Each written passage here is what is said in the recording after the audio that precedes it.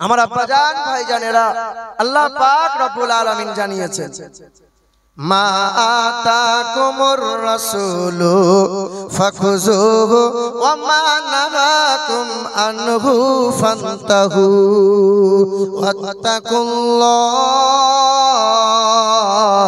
ইন্নাল্লাহা শাদীদুল ইকাব। কোরআনেতে পারা নম্বর 28, সূরা নাম সূরা হাসর, আয়াত নম্বর 7, পৃষ্ঠা নম্বর 5, লাইন নম্বর 8। আমার আল্লাহ পাক জগতের মানুষকে জানিয়ে দেয়, মা আতাকুমুর রাসূলু ফাখুযুহু ওয়া মা নাহাকুম আনহু ফান্তাহু। আমার নবী তোমাদেরকে যা যা দেয় তা তোমরা গ্রহণ করে নাও, নবী যা ছাড়তে বলে তা তোমরা ছেড়ে দাও। ওয়াত্তাকুল্লাহ, আল্লাহকে ভয় করো, আল্লাহকে ভয় করো। বান্দা যখন নবী তাবেদারি করে নেবে, নিজের জীবনটা সাজিয়ে নেবে, আমি আল্লাহ পাক রব্বুল আলামিন জানিয়ে দিই, ইয়া আইয়াতুহান নাফসুল মুতমাইন্না ইরজিই ইলা রাব্বিকি রাদিয়াতাম মারদিয়া ফাদখুলি ফি ইবাদি ওয়াদখুলি জান্নাতি। আমি আমার বান্দাকে যেমন করে চালাই, আমার বান্দা তেমন করে চলে। আমার বান্দা যেমন বান্দা চলে তো আল্লাহর রিজা চায়, বান্দা খায় তো আল্লাহর সন্তুষ্ট চায়। আমার নবীর তাবেদারি করে জীবন সাজিয়ে নেয়, আমি আল্লাহ পাক ওই বান্দা বান্দীদের জন্য জান্নাতের ঘোষণা দিলাম। সুবহানাল্লাহ, সুবহানাল্লাহ। মুসলমানের ছেলেরা, হে নওজোয়ান যুবকেরা, আল্লাহ রাসূল সাল্লাল্লাহু আলাইহি ওয়াসাল্লাম যা যা দিয়েছে তা তা কি আমরা নিতে পেরেছি? নিয়েছি। এক নম্বরে আসি, আল্লাহর নবী সাল্লাল্লাহু আলাইহি ওয়াসাল্লাম বলেন, মুসলমান মুসলমানের সাথে দেখা হলে তোমরা সালাম দাও, সালাম।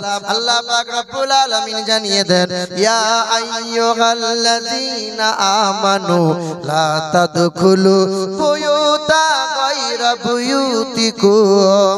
যখন তোমরা ঘরে প্রবেশ করবে তখন তোমরা সালাম জানাবে। অন্যের ঘরে যখন প্রবেশ করবে তখন তোমরা সালাম জানাবে। বাপ হয়ে কন্যাকে সালাম জানাও, বন্ধু হয়ে বন্ধুকে সালাম জানাও, চলমান ব্যক্তি বসমানকে সালাম জানাও, ছোট মানুষগুলো বড়দেরকে সালাম জানাও, আওয়াম ব্যক্তিরা উলামাদেরকে সালাম জানাও।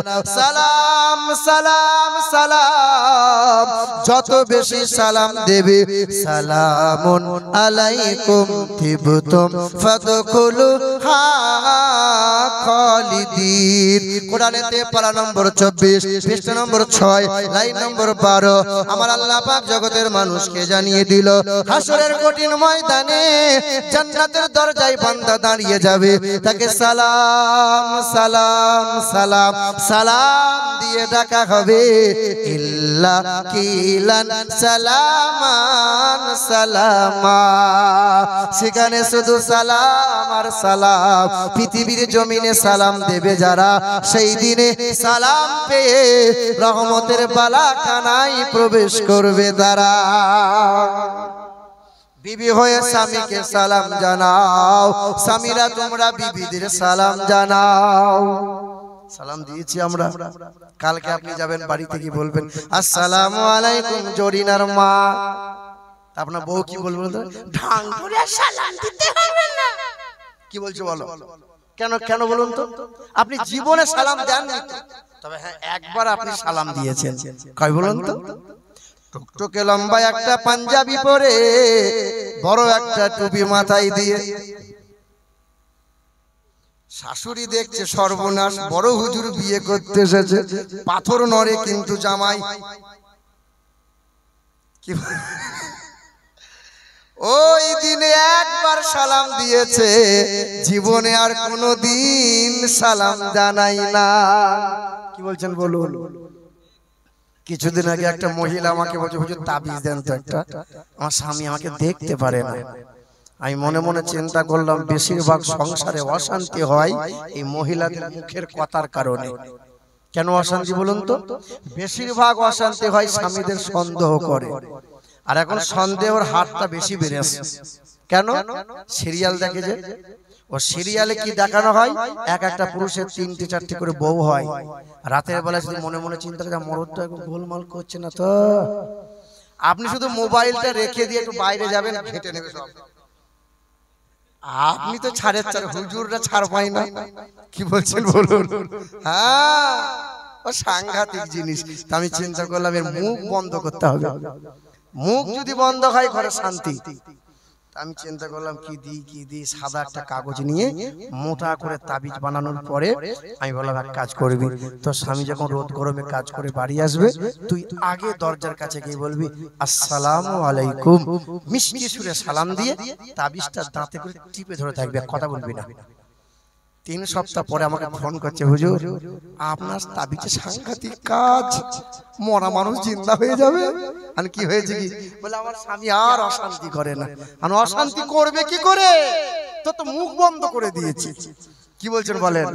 হ্যাঁ, এ বাবাজিরা ভাইরা আমার, এ সোনার টুকরো বন্ধুরা, এ আমার সুধী মানুষেরা, এ আমার মায়েরা বোনেরা, তুমি তোমার স্বামীকে সালাম জানাও, স্বামী তোমার বিবিকে সালাম জানাও।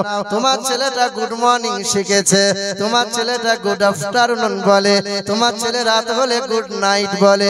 বাপটা খুশিতে বাগে বাগ হয়ে যায়, আমার ছেলেটা ইংরেজিতে কথা বলতে পারে, আপনার ছেলে মিশনে পড়ে, আপনার ছেলে আপনার ছেলে একাডেমিতে পড়ে, আপনার ছেলে ইংলিশ মিডিয়ামে পড়ে, ইংরেজিতে কথা বলে।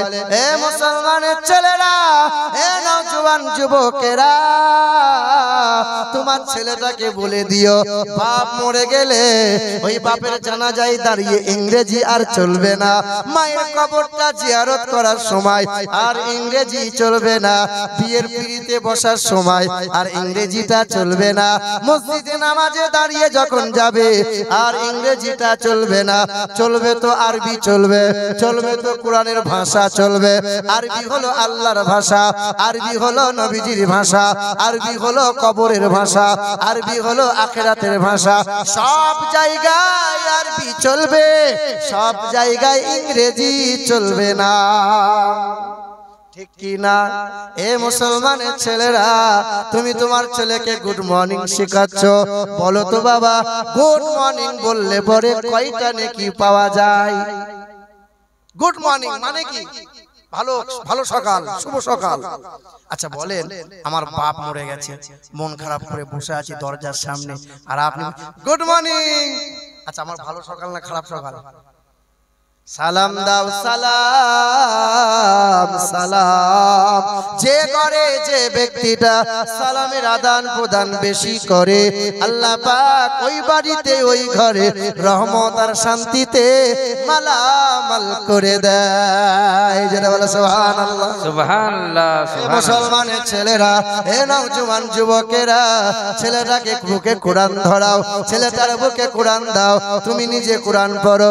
অনেক মুরব্বী মানুষ বসে আছে, কোরআন পড়া জানে না, 60 বছর বয়স হয়ে গেল, 70 বছর বয়স হয়ে গেল, 80 বছর বয়স হয়ে গেল, কোরআন পড়া জানলে না।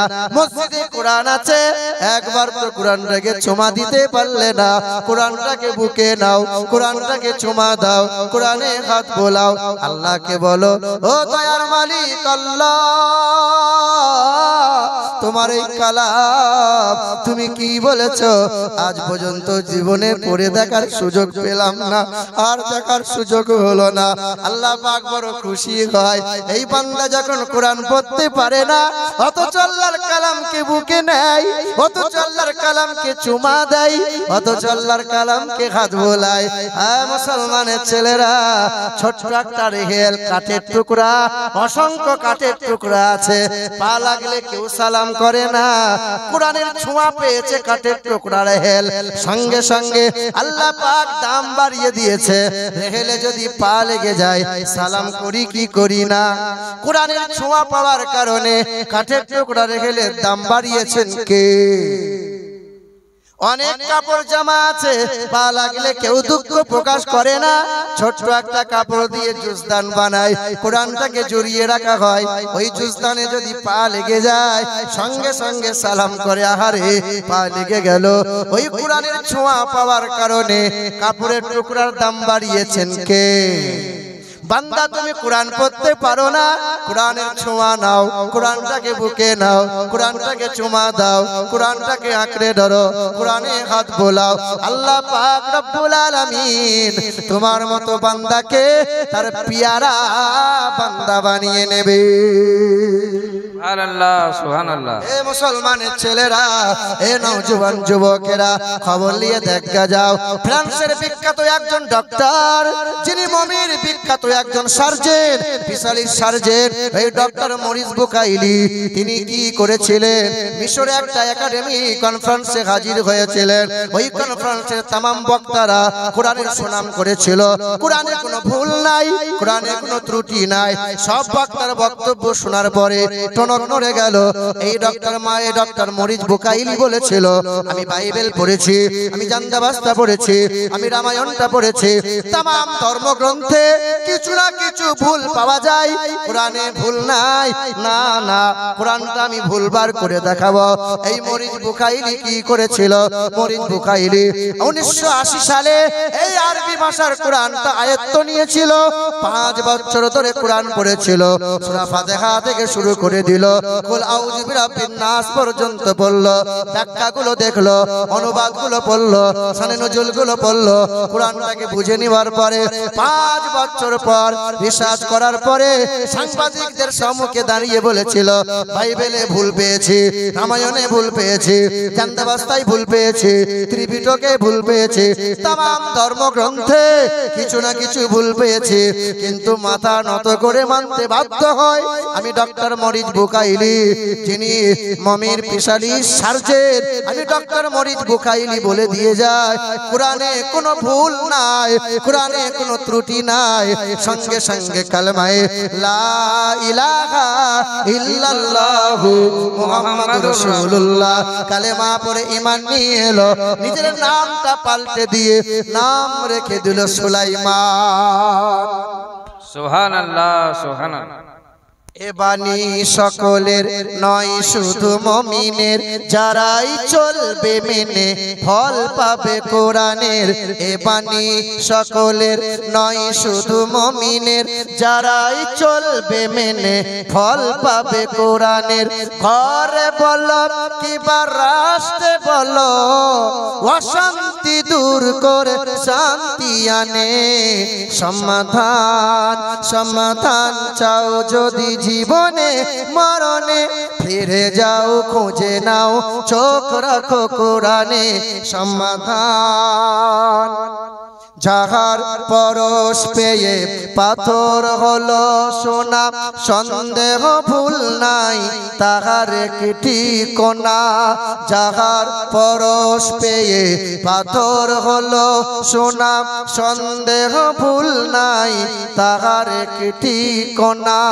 এ যে এক বিপ্লব পিছে ফেলে যত সব এগিয়ে চলে সে অগর পানে। সমাধান সমাধান চাও যদি জীবনে মরণে, ফিরে যাও খুঁজে নাও, চোখ রাখো কোরআনে। বলো সুবহানাল্লাহ। একটু জোরে বলুন তো, নারে তাকবীর, নারে তাকবীর। এই শুনেন, একটু হাতটা তুলে দেখেন আল্লাহর দিকে, আল্লাহর দিকে, আল্লাহর দিকে ইশারা করে নারে তাকবীর, আল্লাহু আকবার। কিছু মানুষ তো হাত তোলে না, মনে হচ্ছে প্যারালাইসিস হয়েছে হাতে। সেই ঠান্ডা নাই, 2 দিন মাশাআল্লাহ আবহাওয়া খুব সুন্দর, হ্যাঁ সেই ঠান্ডা আছে। আর সকলে হাত তুলে বলেন নারে তাকবীর, নারে তাকবীর, নারে রিসালাত, ইয়া রাসূলুল্লাহ, নারে রিসালাত, ইয়া রাসূলুল্লাহ। মাসলাকে আলা হযরত জিন্দাবাদ, উলামায়ে আহলে সুন্নাহ জিন্দাবাদ, নারে তাকবীর, আল্লাহু আকবার, নারে রিসালাত। ইয়া রাসূলুল্লাহ। আল্লাহ পাক কবুল করে নাও, জোরে বলেন আল্লাহুম্মা। আমিন, আল্লাহুম্মা। মুসলমানের ছেলেরা,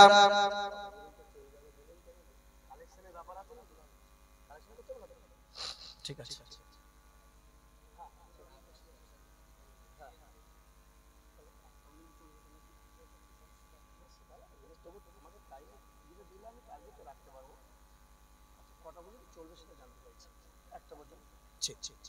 আমার বাবাজিরা, ভাইরা আমার, এ মুসলমানের ছেলেরা, এ নওজওয়ান যুবকেরা, আমার বাবাজিরা, ভাইরা আমার, খবর নিয়ে দেখা যাও, খবর নিয়ে দেখা যাও। উত্তর ভারতের মথুরার বৃন্দাবনের বিখ্যাত পূজারী ছিলেন তিনি, ডক্টর শিবশক্তি সরোজজি। কোরআন পড়েছিল, বামন মানুষটা কালেমা পড়ে ইমানদার হয়ে গেল। খবর নিয়ে দেখা যাও, বাংলাদেশের বিখ্যাত বামুনটা, বাবার নাম ছিল শশীকান্ত ভট্টাচার্য, ছেলেটার নাম ছিল সুশান্ত ভট্টাচার্য। ঢাকা বিশ্ববিদ্যালয় থেকে ডাবল এমএ কমপ্লিট করে নিয়েছিল। 26 বছরের ছেলেটা, পাবনা ডিস্ট্রিক্টে বাড়ি। কোরআন পড়েছিল, কোরআন পড়ে রিসার্চ করে আল্লাহর ওলি বান্দা হয়ে জামানার মুসলমানদের তাক লাগিয়ে দিয়েছে। এ বাবাজিরা, ভাইরা আমার, কোরআন শরীফে আল্লাহ পাক একটা সূরা দিয়েছেন, সূরা, ওই সূরাটার নাম হলো সূরা পিঁপড়ে। জানা আছে সূরার নাম সূরা পিঁপড়ে? সূরা নামল, সূরা নামল মানে পিপিলিকা, পিঁপড়ে। কোরআন শরীফের সূরা নামলের 19 পারার 18 নম্বর আয়াতে আল্লাহ পাক রব্বুল আলামিন একটি আয়াত দিয়েছেন, 18 নম্বর আয়াত। ওই 18 নম্বর আয়াতে আল্লাহ পাক রব্বুল আলামিন জানিয়ে দেন, সুলাইমান নবী আলাইহিস সালাতু ওয়াস সালাম অভিযানে বাড়িয়েছেন সৈন্য সিপাহী নিয়ে। এমন সময় এক ঝাঁক পিপিলিকা রাস্তার মধ্যে চলছিল।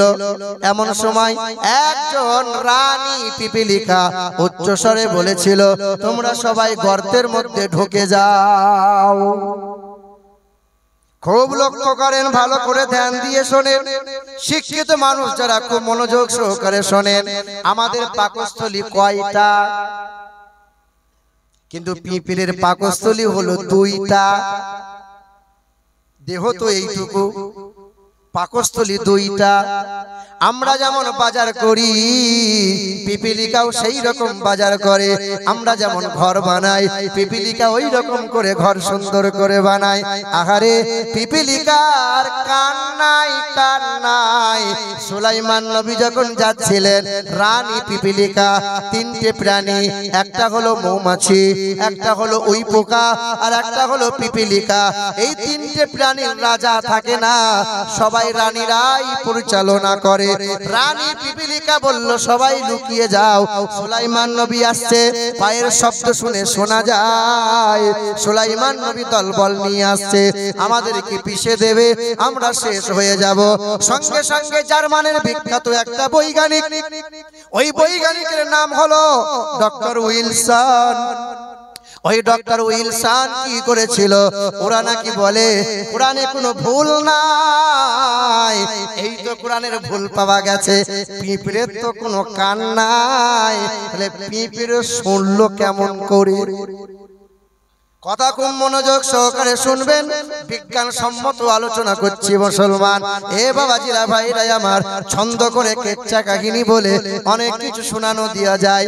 এ বাবাজিরা, ভাইরা আমার, এ মুসলমানের ছেলেরা, এ নওজওয়ান যুবকেরা, ওই ডক্টর উইলসন জার্মানের বৈজ্ঞানিকটা কোরআনের ভুল বার করেছিল, সাংবাদিকদের সম্মুখে ঘোষণা করে দিয়েছিল, আল্লাহ বলছে, বান্দারে, ভুল বার করার জন্য রিসার্চ কর, অর্থ খরচ কর, সময় নিয়ে বছরের পর বছর ত্যাগ কর। একদিন নয়, 1 মাস নয়, 1 বছর নয়, 2 বছর নয়, 4 বছর ধরে ওই কোরআনের একটা আয়াত নিয়ে রিসার্চ করেছিল। রিসার্চ করার পরে ওই ডক্টর উইলসন জার্মানের বিখ্যাত বৈজ্ঞানিকটা মাথা নত করে বলেছিল, আহারে, কোরআনে ভুল বার করতে গেলাম, কিন্তু না না, রিসার্চ করে জানতে পারি পিঁপড়ের কোনো কান নাই, তবে পিঁপড়ের হাঁটু থেকে পা পর্যন্ত একটা সেন্স ভাইব্রেশন বসানো আছে, যার মাধ্যমে শব্দ তার ব্রেন পর্যন্ত পৌঁছে যায়। সঙ্গে সঙ্গে ওই জার্মানের বিখ্যাত বৈজ্ঞানিকটা কোরআন রিসার্চ করেছিল, কোরআনের আয়াতটা ভুলবার করতে গিয়ে সঙ্গে সঙ্গে কালেমা পড়ে ঈমান নিয়ে এলো। আর ঈমান নিয়ে এসে একজন জামানার বিখ্যাত আল্লাহর বুজরুগ বান্দা হয়ে গেল। আমরা কেন পারবো না? ওই হিন্দু ভাইদের ঘরের সন্তান ওই বামুন ঘরের ছেলেটা সুশান্ত, যার নাম, ঢাকা বিশ্ববিদ্যালয় থেকে ডবল এমএ কমপ্লিট করার পরে বাবার সামনে দাঁড়িয়ে বলেছিল, বাবা চাকরির তালাশ করলাম, চাকরি পাওয়া যায় না। বাবা বলেছিল, যোগ্য করে গলায় পইতে ঝুলিয়ে নে, আমি যেমন বামুন হয়েছি তুমিও বামুন হয়ে যাবে, আর মণ্ডপে মণ্ডপে পূজা করে করে বেড়াবে। আমাদের সমাজে দেখা যায় পীরের বেটাই পীর হয়, অন্য কেউ পীর হতে পারবে না, তাই তো নাকি? না না, এটা মিথ্যা ধারা, এটা মিথ্যা কথা। বামুনের বেটাই বামুন হবে, পীরের বেটাই পীর হবে না না। ওই চাষি মানুষটা আল্লাহর ওলি হতে পারে, শ্রমিক মানুষটা আল্লাহর ওলি হতে পারে, ব্যবসায়ী মানুষটা আল্লাহর ওলি হতে পারে, যে কেউ আল্লাহর ওলি বান্দা হতে পারে। ইসলামে উঁচু নিচু নাই। ইসলাম কত সুন্দর ধর্ম আপনি দেখেন। আপনার এলাকার দাসের ঘরের ছেলে, আপনার গ্রামে দাস দাস আছে না নাই? আছে। দাসের ঘরের ছেলেটা বিএড করেছে, ডিএড করেছে, এমকম করেছে, বিকম, অনেক ডিগ্রি করেছে। দাসের ঘরের ছেলে মনে মনে ভাবছে, এত লেখাপড়া করলাম, দুর্গাপুজোটা আমি করব। বামুন কেন করবে, আমি নিজে করব। কিন্তু হিন্দু ধর্মের নিয়ম হলো বামুনের বেটা বামুন হবে, বামুন ছাড়া দুর্গাপুজো অন্য কেউ করতে পারবে, মন্দিরে বামুন ছাড়া অন্য কেউ উঠতে পারবে না। দাসের ঘরে মনে মনে ছেলেটা ভাবলো যে এত লেখাপড়া করলাম, অথচ মন্দিরে উঠার পুজো দেওয়ার আমার কোনো সুযোগ নাই, তাহলে আমার ধর্মে আমার সম্মান নাই। ছেলেটা মনে মনে ভাবলো, তো খ্রিস্টান ধর্ম দেখি। খ্রিস্টান ধর্ম রিসার্চ করে দেখছে, খ্রিস্টান ধর্ম গ্রহণ করা সহজ, কিন্তু পাদ্রী হওয়া সম্ভব নয়, পাদ্রী নাকি বংশ পরম্পরায় হয়। ছেলে রিসার্চ করলো ইসলাম ধর্ম নিয়ে।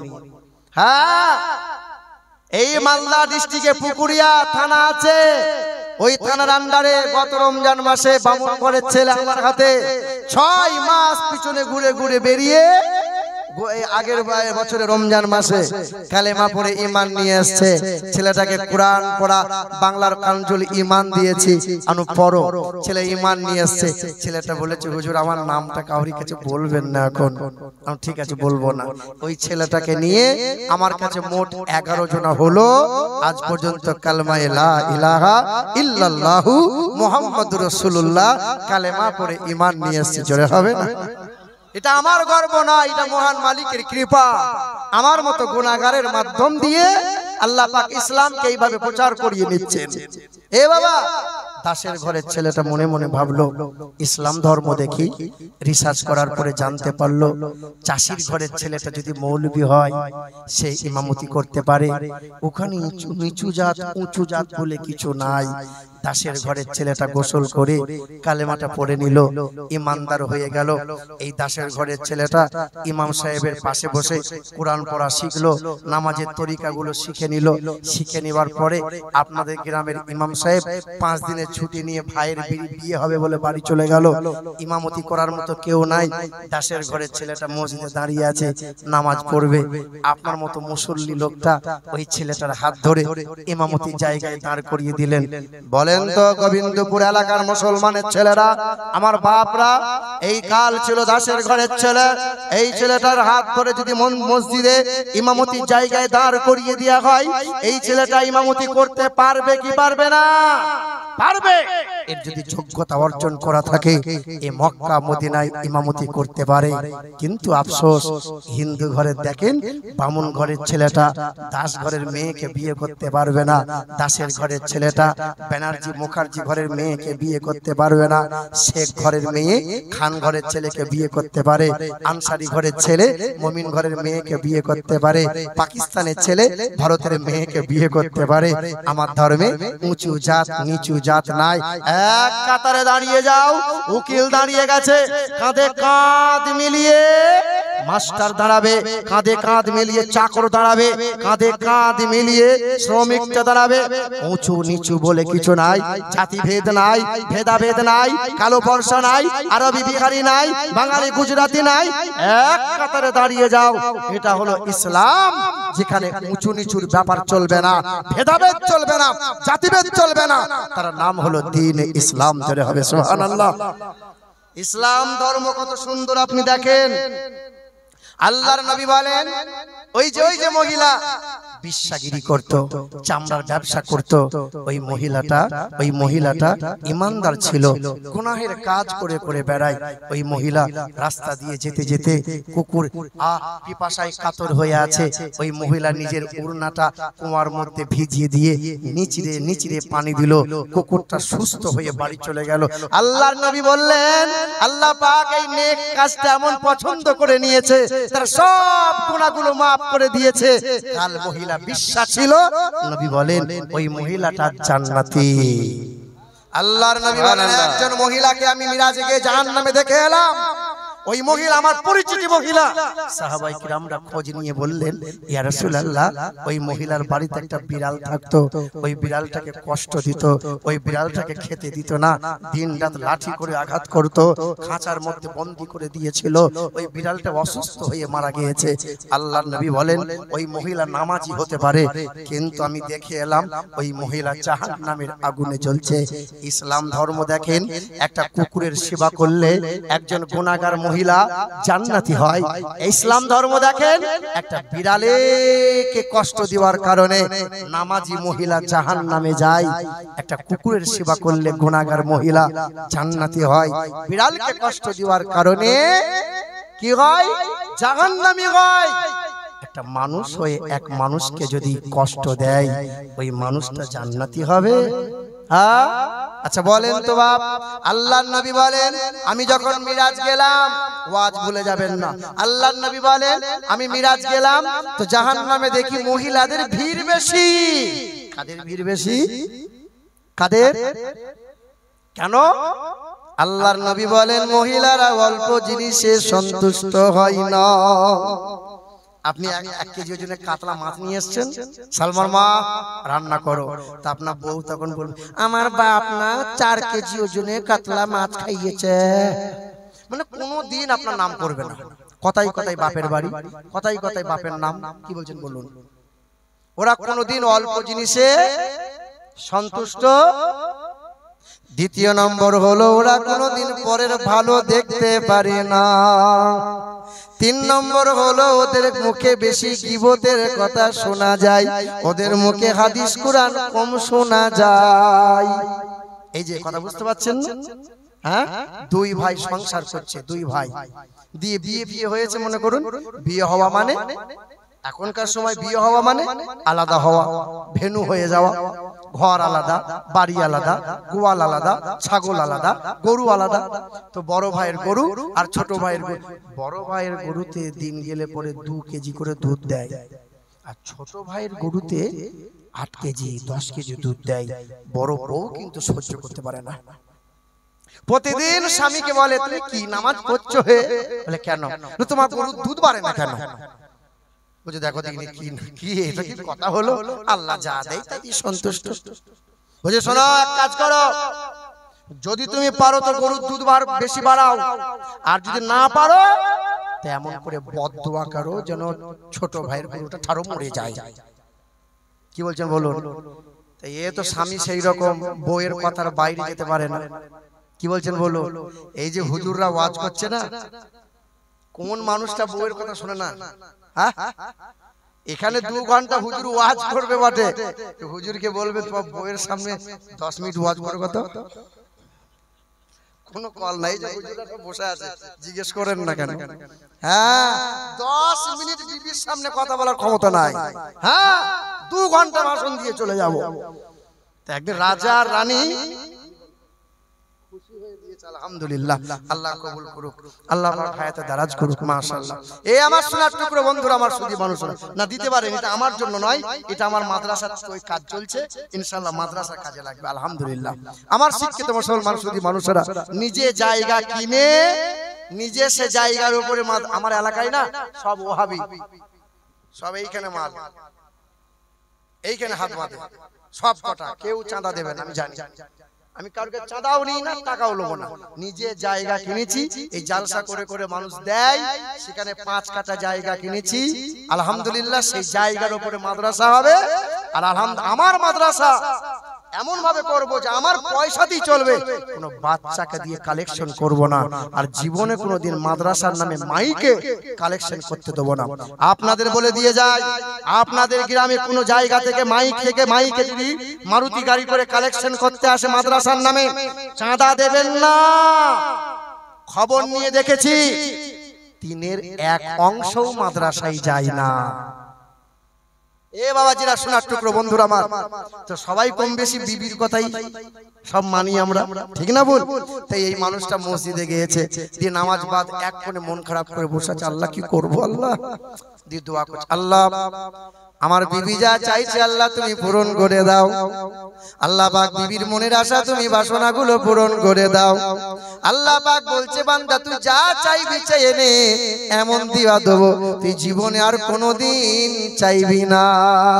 খুব দোয়া করছে, রব্বানা রব্বানা। দি দোয়া হয়ে গেছে, বাড়ি থেকে ছেলেটা এসে বলে, আব্বা বাড়ি চলো। বলছে কি হয়েছে? গরুটা মরে গেছে। এ তখন মনে মনে ভাবছে, সাংঘাতিক গলি রে, দোয়া করলাম আমার কাজ, এ ক্যাচা মেরে মসজিদ থেকে দৌড়। আর বউ বলেন মুড়ো ঝাঁটা নিয়ে বসে আছে, আয় উনাও তো আয়, সাপে কিন্তু আয়, ঠুকে দেবো আয়। চোখ লাল করে বসে আছে, কটকটির মতো বউ। কটকটি চেনেন আপনারা? চেনেন না, ওই ওরা চেনে। কটকটি কি জিনিস? হ্যাঁ, এ বাবাজিরা ভাইরা আমার, এই জঙ্গিপুরে বলে সুজাপুর বলে একটা গ্রাম আছে, তো ওখানে কালেকশন হচ্ছে। একটা বাচ্চা মেয়ে ছেলে 500 টাকা দিয়েছে, তাহলে তোর নাম কি? আমার নাম কিরণমালা। মানে কিরণমালা তোর নাম কে রাখলো রে? বলে আমার নানি শখ করে কিরণমালা রেখেছে। যখন কটকটি কিরণমালাকে বেঁধে নিয়েছিল, তো সেই দিন আমার নানি 3 দিন রোজা রেখেছিল, আর বলেছিল আমার যদি নাতনি হয় তো তোর নামে নাম রাখবো কিরণমালা। শখ করে নাম রেখেছে, যা জাহান্নামী তোর নানি রে। এ বাবাজিরা ভাইরা আমার, আমার সোনার টুকরো বন্ধুরা আমার, সুধী মানুষেরা। তা বউ বলছে, হ্যাঁ গো কি দোয়া করলে তুমি? বলে কেন?